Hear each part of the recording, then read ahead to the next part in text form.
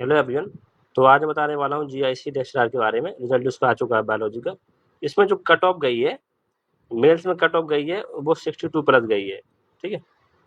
तो जो जनरल वाले हैं उनकी 64 अप्रोक्स बता रहा हूँ, क्योंकि आयु वाले तो बताते नहीं टोटली कितना गई, मेरिट कितना नहीं गई है। और जो फीमेल लोग हैं उनकी ज़्यादा थोड़ा मेरिट गई है, क्योंकि वो ज़्यादा अपियर थी और सीट कम थी।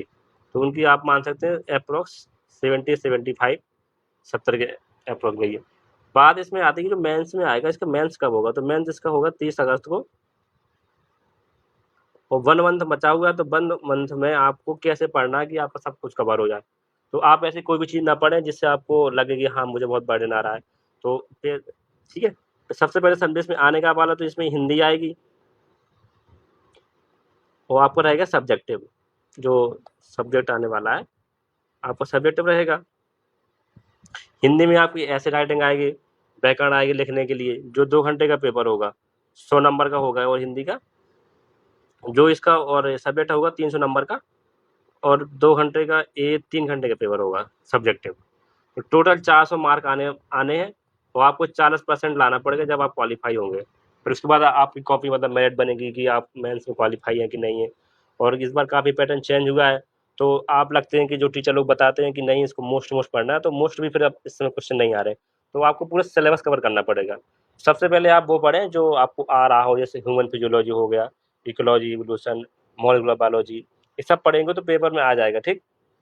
और कुछ बुक्स भी हैं जो आप पढ़ना चाहते हैं। सबसे पहले आप पढ़िए एनसीईआरटी, क्योंकि उसी से क्वेश्चन आने वाले हैं।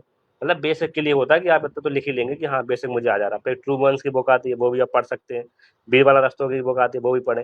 लेकिन आप ज़्यादा बुक प्रेफर ना करें, जो आपके पास कंटेंट हो, शॉर्ट्स नोट्स हो, उसके थ्रू पढ़ें। और मेंस में अगर सबसे पहले बात आती है, मेंस में अगर आपको, मेंस में आप जब भी पेपर लिखें तो मेंस में आप डायग्राम, फ्लो चार्ट वगैरह जरूर लिखें। जैसे डायग्राम अगर लिखेंगे तो आप प्रॉपर लिख पाएंगे कि हाँ कैसे क्या इसका है। फिर फ्लो चार्ट बनाएं।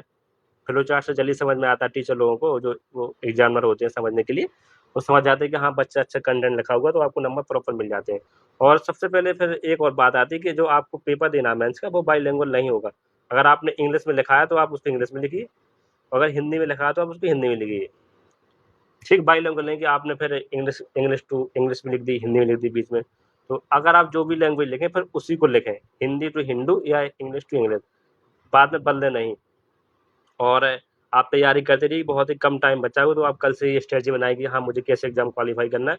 कम से कम कंटेंट को ज़्यादा रिकवर करें, अच्छा से पढ़ें और रिकॉल करें उसको, बार बार लिखने की प्रैक्टिस डालें, क्योंकि आपको बहुत ज़्यादा लिखना भी है।